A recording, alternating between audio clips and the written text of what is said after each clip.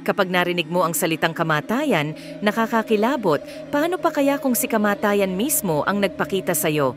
Ano ang gagawin mo? Kamatayan, ito ang tawag kapag ang isang tao ay binawian ng buhay.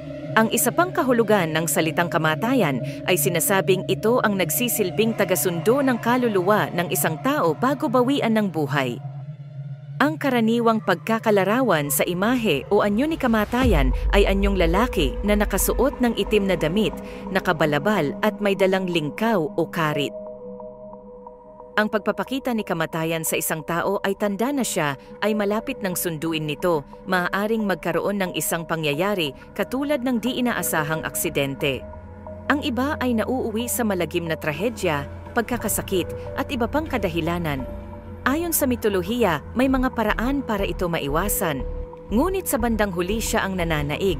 Bawat sandali ay kanyang pinakahihintay upang matamo ang kanyang hinahangad, ang kunin ang kaluluwa ng isang tao.